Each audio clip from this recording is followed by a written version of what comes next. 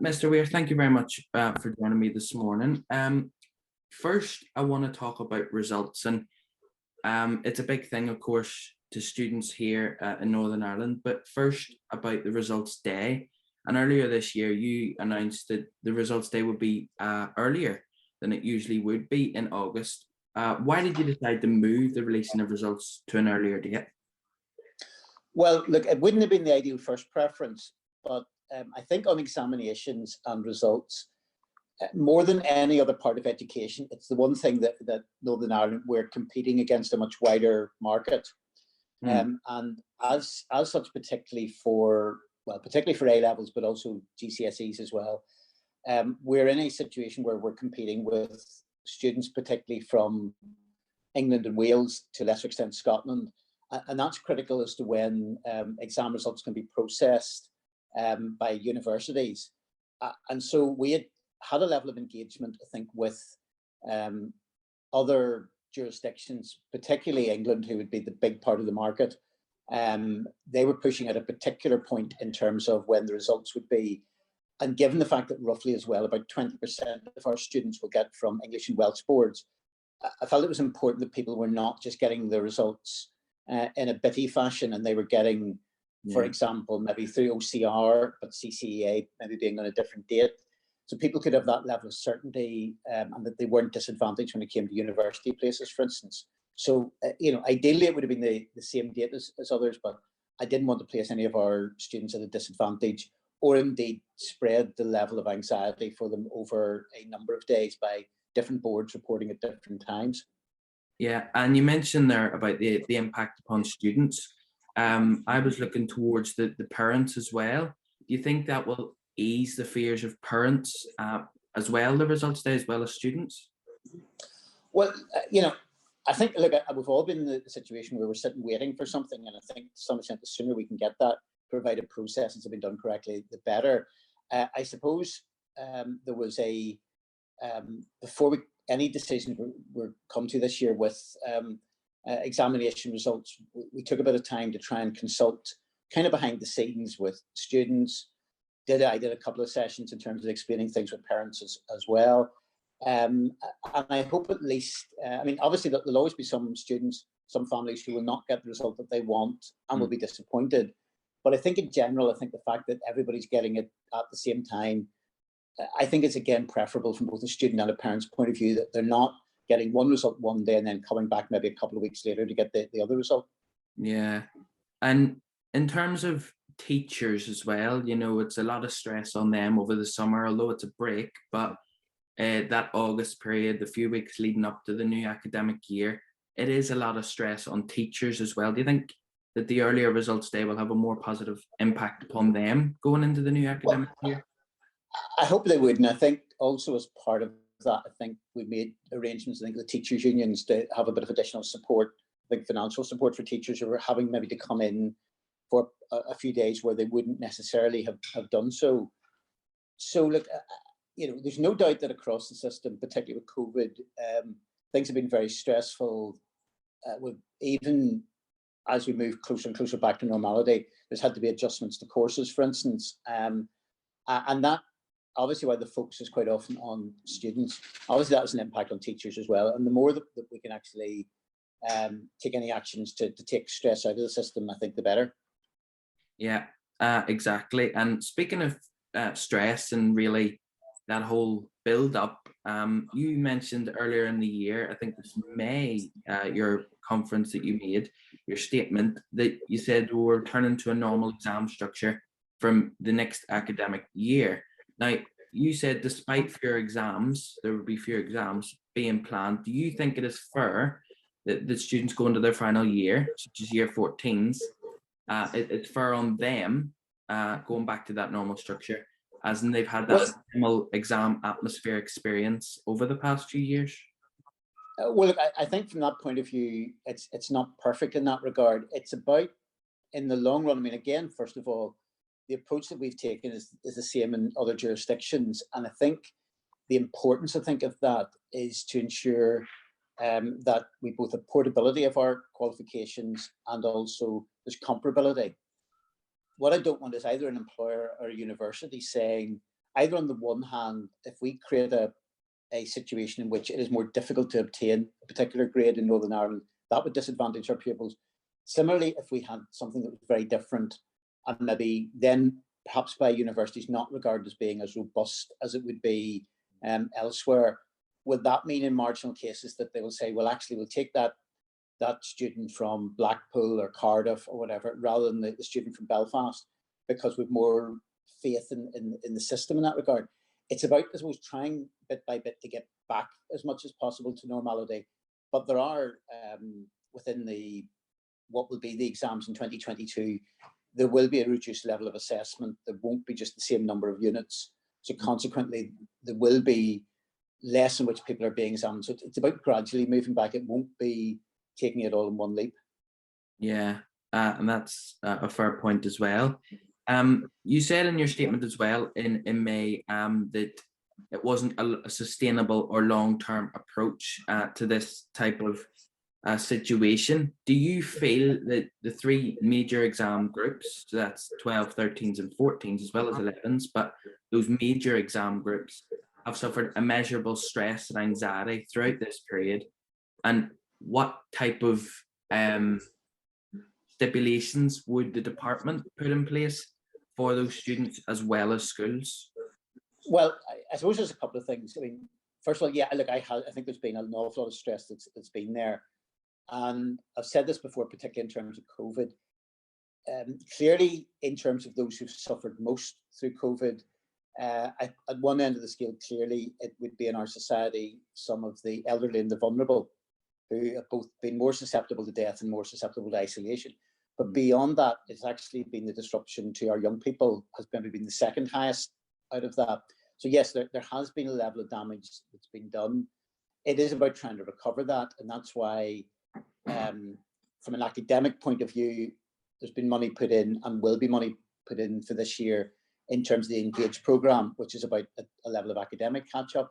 But in addition to the general support that's been getting put in as regards emotional health and well-being, again, we're seeing a second year of the rollout of sort of direct COVID funding on mental health and well-being support for our young people, and a flexibility in schools given to how that's applied. Now, that won't close the gap in terms of all the problems that are there, but at least it will start to ease this. And again, part of this is a gradual, as much as possible, move back to normality.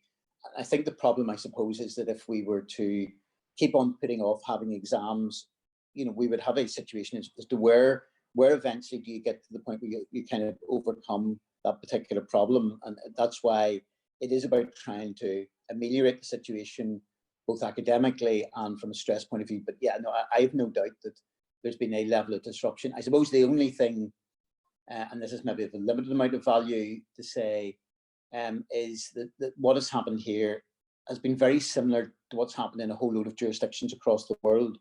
I think we'd probably be in a worse situation if this had been something that had purely impacted in Northern Ireland and Northern Ireland students.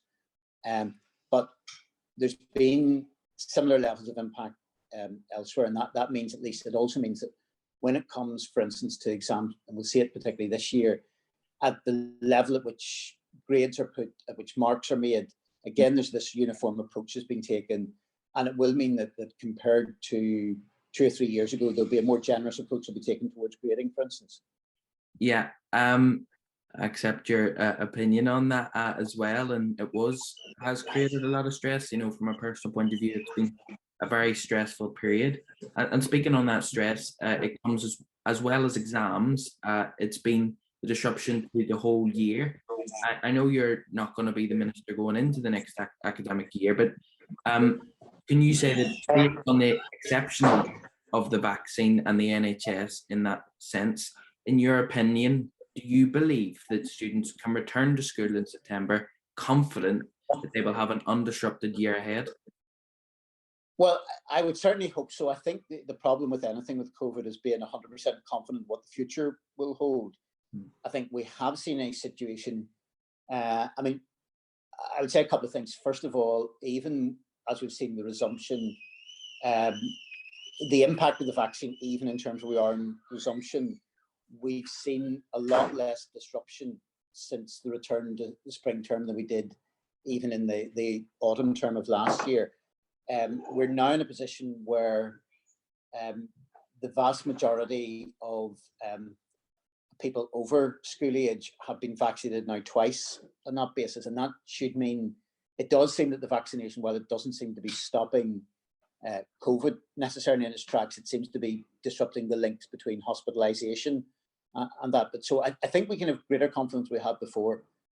You know, can anybody be 100% confident? No, they can't, because what we have seen is, we've seen at times developments of new variants. They seem to have been a similar pattern to what has been there. But, you know, can anybody say with absolute certainty that 3 months down the line, we aren't going to see some other turn in this, which none of us have been able to predict? You know, there's no guarantee of that. Yeah.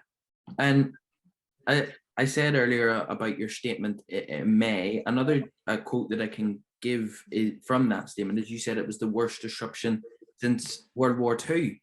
Do you feel that in time in office as Education Minister, that yes, you did look at the decisions with great success and in a lot of detail, but do you think that your first thought was the impact upon the main people in question in these decisions that you made over the past year? Well, yeah, look, the main thought has always been on the impact of our students in that regard. I think the problem with that has been, sometimes you are, I mean, first of all, you can only take decisions on the basis of the information that is available and the situation that is there at that particular time. But sometimes what is in the interest of students will pull in two different directions.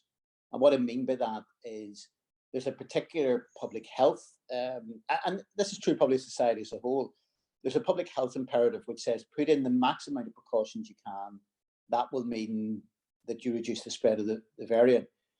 However, if you want to have a successful an education system for those students, help on that side of things, putting in the maximum at that level will then come at a price which is a level of disruption to their education. So I suppose if you take it maybe in a slightly wider context, in the wider context of what the executive has had to do, look, there is an argument that effectively, if we were to have the maximum impact on the virus as a whole, then you would effectively have locked everybody up in their houses for months on end. You'd have had no contact with anybody. You wouldn't have left your front door. But from a practical point of view, that also would have had both massive impacts on society, particularly in terms of health, in terms of the economy, but also in terms of health, because if you'd have that level of destruction to the economy, then that will lead to high levels of poverty, which itself leads to poor health in the future. So yes, look, the forefront has always been about what's in the best interest of our young people, but sometimes there have been things which have pushed in slightly opposite directions in that regard. I've tried, I think, where possible, to get the maximum amount of education to try to protect the long-term future, but against a backdrop where there's been clear advice sometimes from Chief Medical Officer, Chief Scientific Advisor, Public Health, saying, here's the thing you must do. And to that extent, both myself and the executive have never ignored that advice. We've maybe at times had a bit of discussions about what's the best way to implement this, what balances are to be struck. But I think, everybody has always ultimately gone with the medical advice. Yeah, and I agree with what you said. It was that pushing back and forward between these two different scenarios and two different things in terms of students.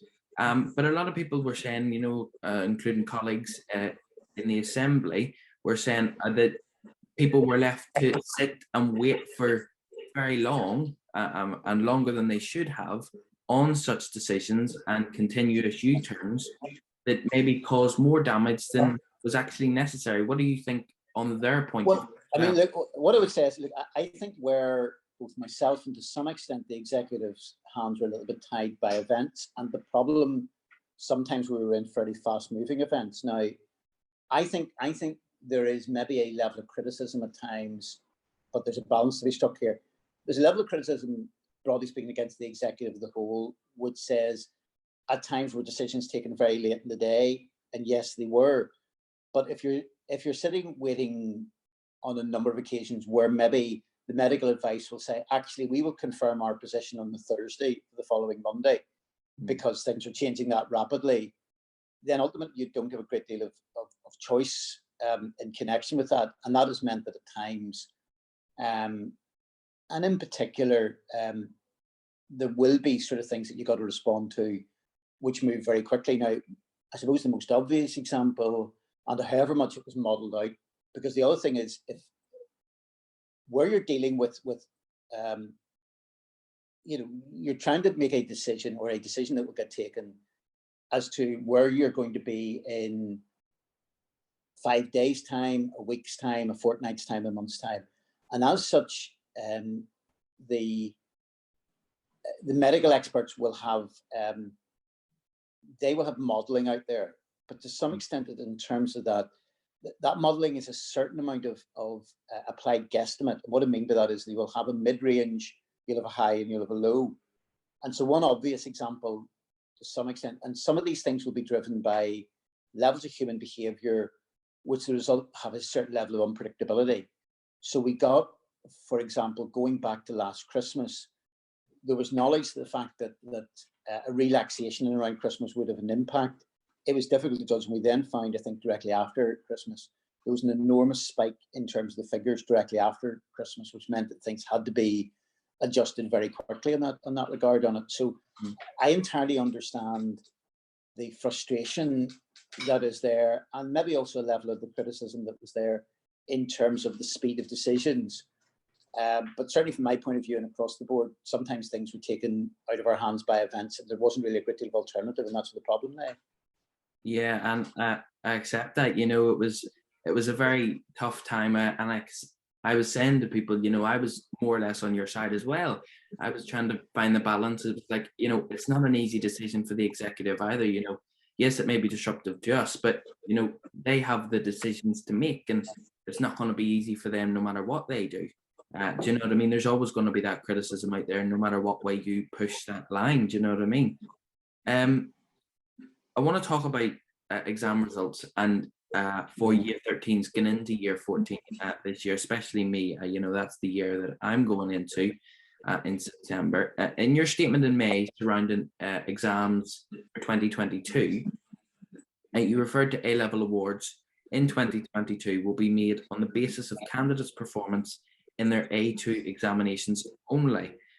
Do you think it is fair, with the stress that AS level students have accustomed to over the past year, that the work they produced during the 2020-21 academic year will not count towards their overall A-level result next year? Look, I entirely understand the stress, and for many students a certain level of unfairness on that basis. I think the problem on that bit, and we went through this with SIA, and again, the same sort of approach is getting taken elsewhere as regards that, is that it is difficult to mix and match the two. So, for example, normally what would happen with AS results is it would have effectively a particular mark counting then as a certain percentage towards the A2. The problem is that that, albeit with a little bit of regulation, we have effectively simply an awarded grade via the school. So to some extent, and part of then the problem is, so if you're saying, for example, somebody gets a B in a particular grade at AS level, well, what is 40% of a B? And what we were finding was that the problem is that within grades, and there's no way, because of the way the system we've had to operate for this year, there's no way that a mark can be attributed to that if you put a particular mark just simply to a pure grade. And what that was meaning was that we found that whenever we ran that through, where there was between grade boundaries, so say somebody, and what will always happen in a normal year is that somebody will get a mark or two below the very top end of one grade, and somebody will be a mark or two into the next grade. And normally that would mean there would be a couple of marks of a difference when that was translated into a mark for the A2s. What we were finding was, because the only way that if you were going to use any form of marks would be that you effectively standardized each grade as a particular mark, you were going to get those people who are maybe under a normal year only separated by a handful of marks, maybe being 60 marks apart when it came to translating that into an A2 grade. and that would create this level of unfairness as well on that basis. So you have this issue about comparing apples and oranges, that there's different assessment systems. You have this issue about it wouldn't be fair between students. And whenever this was gone over, particularly with some of the focus groups that we worked with in terms of students, when this was explained to them, they said, this is something, yeah, we understand that's something that's fair. But again, it's also, and I know there's a bit of a mantra in relation to this, it's also comparing what is happening elsewhere, and the same approach is getting taken elsewhere. We don't want to create a situation as well where particularly our A-level results are viewed suspiciously by other jurisdictions, by other institutions. So someone trying to get into De Montfort University or applying for a job in Glasgow, for instance, that our results are viewed more suspiciously, and there isn't that level of comparison. Yeah. Well, thank you very much for answering that question. You know, it's a lot of pressure upon students, but also across the board on this level. And it was that, I think you mentioned. I would say this was something that was looked at very closely. And if there had been a very clear and fair way to incorporate the AS results into the A2s, I think that would have been taken. Just whatever approach was taken, it would have created as much as it would have reflected for some students their particular hard work. For others, it would have actually borne down very unfairly of them, because those just missing out in a grade would have actually had their marks effectively dragged down considerably. Yeah. Well, thank you very much for that. I want to talk now as a whole on your time as the Education Minister, you know, in general, and different types of things an Education Minister would have more or less, not highly on their agenda, but it would be there on that list. I don't know if you know this, but you were the first non-Sinn Féin legislator to head the Department of Education since its existence in 1998. Do you feel that it's the right thing for the future that all parties have the chance to propose an education minister, or any minister for that matter, and that no party should have dominance over a certain department? Well, I mean, our system works that the parties will get to nominate in a particular order depending upon their electoral strength. And what that will mean at times, it will mean with every department, there's likely to be some level of variation.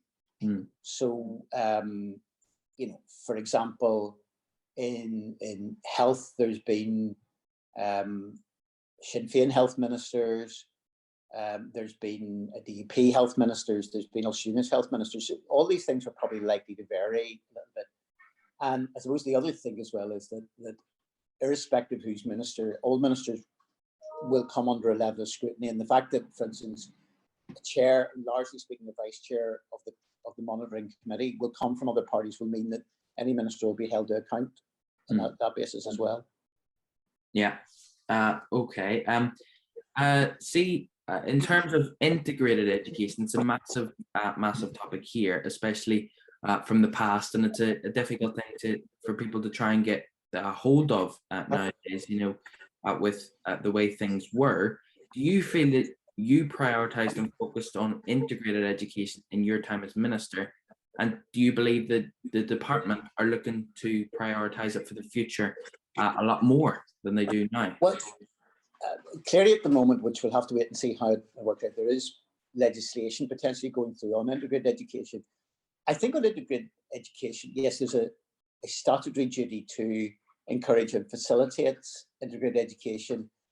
Look, I'm always very conscious that as much as possible, parental choices and student choices should be accommodated. And I've always wanted the minister to try as much as possible to create a level playing field, so that whatever choices people make, that those are respected. And it's not a question of somebody choosing a particular school and that is a second-class choice or felt in any way to be either morally superior or inferior because of the choice that they've made.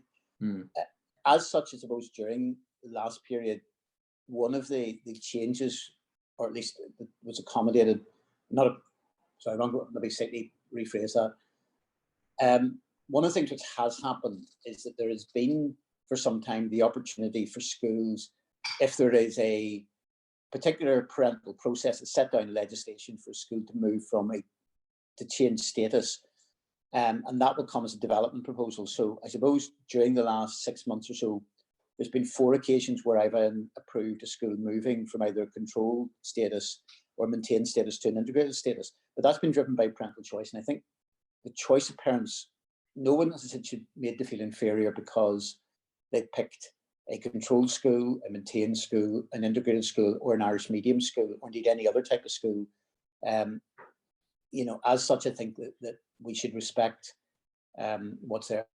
I think the other factor as well is that in terms of the mixing of pupils, which is a very worthy thing, while some of that's probably been disrupted a little bit by COVID, there are a number of schools out there which are formerly under one particular sort of banner or sector, but actually in terms of the mix within the pupil numbers are quite integrated and with a small I and quite mixed in that regard.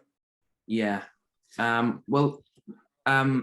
wanted to talk about the integrated education because I find it quite interesting that it was a big topic. It was something that I've never experienced integrated education.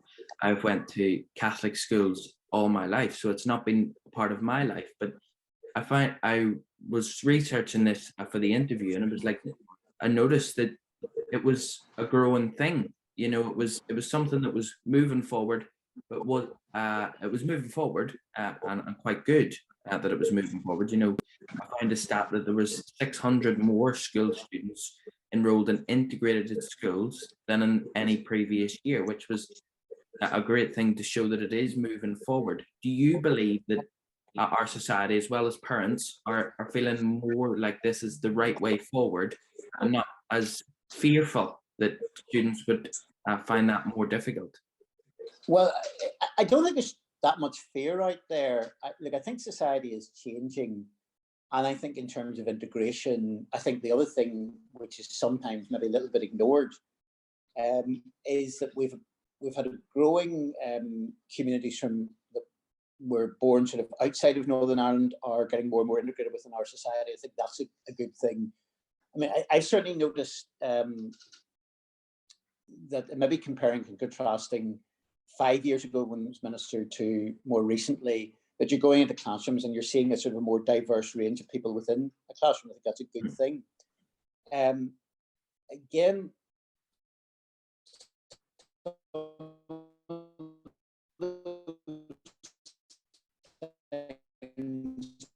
are on the basis then of following prayers that you're quoting. It's because from being one particular status to another, rather than there's been some transformation in terms of numbers are there. I think the other thing which is vitally important as well is, again, we were talking about integration, there's the integrated status, but we've also seen in the last number of years a lot more of shared education beyond simply sort of tokenistic efforts. Some of that's driven, I think, in part by financial pressures. So schools cooperating, particularly say at A levels, to provide 2 or 3 schools coming together and providing one course in a particular subject. I think that's vital, but that's also broken down the barriers. I think one of the unfortunate things that we've seen with COVID, it's like a lot of things, a lot of the virtuous things that you'd like to see happening with education, COVID's acted as a short-term barrier to that.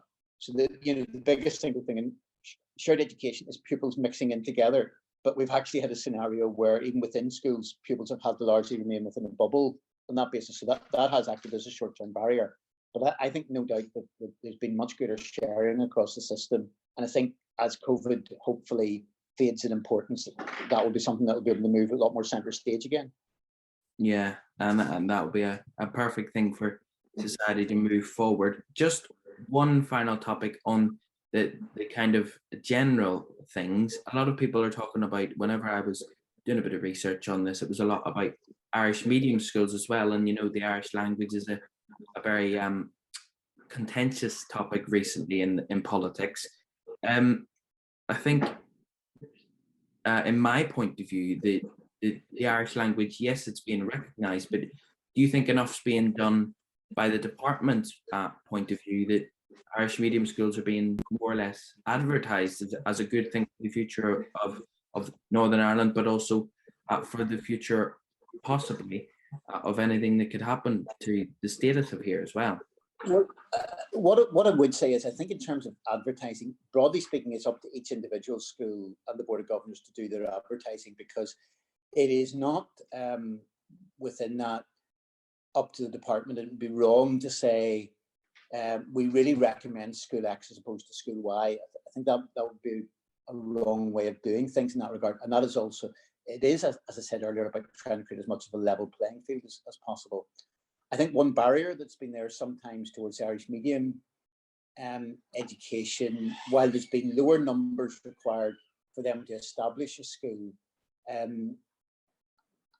think that maybe at times there maybe needs a bit more strategic thought to say, well, actually, if there's a particular level of demand, how can we get a school which has a level of numbers of print and sport to make it viable? Because very, very small schools are very difficult to make viable. It also, I think, where it has also created a problem at times has been, if green lights are given to new schools that are very small, given across the system, there will be a number of small schools closing. That at times can create a level of feeling of unfairness amongst parents if they are seeing their local school closing with X number of pupils and a new school then being approved with a smaller number. I think that's a difficult message to sell in that regard. But it is about trying to ensure that there is respect for all sectors, including Irish medium and integrated. Yeah, and that's a big important topic as well. Thank you very much for that answer. I asked before I was doing this interview, getting prepared, and I asked a few people, what questions would you like to ask the former minister? And there was a couple of questions that were interesting, and I thought I'd just bring them up just to really far away. Bring this to the topic of the interview. One asked about the GL and the AQE exams, and some are feeling that it's not quite working the way it was guaranteed to work. And especially in the last few years, it's been a lot of disruption. Someone asked, are there any plans to scrap it or to find alternatives to those types of examinations into post-primary? Well, yeah, I mean, what I would say is, first of all, obviously I'm not in charge anymore, so I can't, I suppose, really project too much into the future. No, I don't think so. I think it would be helpful, again, whatever anybody's views on the GL and the AQE test, if at some stage they were able to come together and have one test, because we are getting an overlap, I think, roughly of about 1,000 pupils who end up doing both each year. We have had a level of disruption, which we're then seeing filtering into the people seeking post-primary places now. And what it does say is that any system has a level of flaws, but the problem is without a transfer test, you can't have any academic selection. And what you do then get is selection happening in a slightly more arbitrary way. And this year in particular, there's been a large increase in number of appeals and a number of students who are feeling, and families that are feeling under a normal year. My son or daughter would have gone to such and such a school, and now because maybe they don't have a sibling or don't have a particular connection to that school, their chances are gone. So this is about creating the maximum amount of choice that's there. But I think the only way which you can have that same level of choice is with some form of transfer test. Yeah. Thank you very much for that. Just a final question from this. It was one about teacher training and that wide aspect of teacher training, and it's the behavioral side of things, from a student point of view.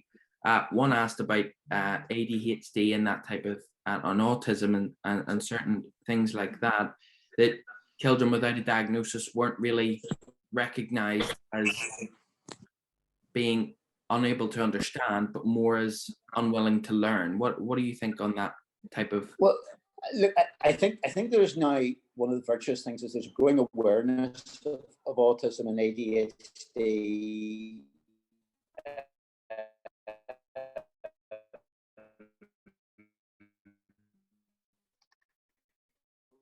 And I think that is starting to filter in, particularly towards training. Now, one of the things we tried to encourage, schools have a level of flex on special needs and autism within that, existing teachers as well, particularly by Middletown Centre, who provided an enhanced number of courses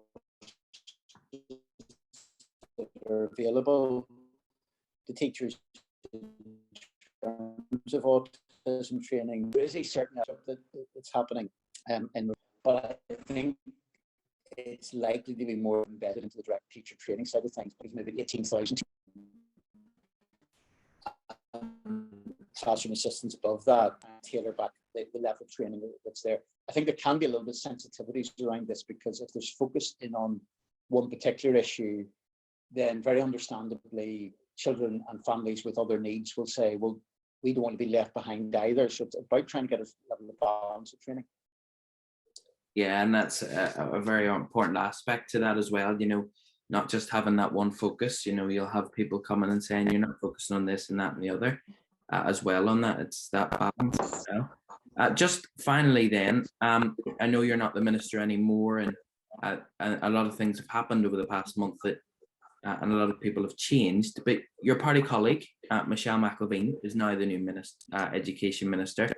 Do you think Ms McElveen will flow into that role and have a good understanding of the role in her new post?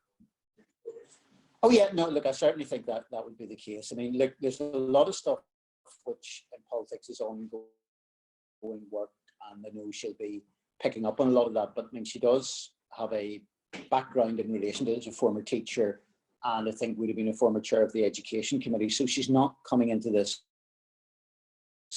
cold in that regard, and I'm sure Welsh's Minister should be doing a very good job. That's okay. Thank you very much, Peter, for your time and for coming to join me this morning. Thank you very much. Thank you very much indeed.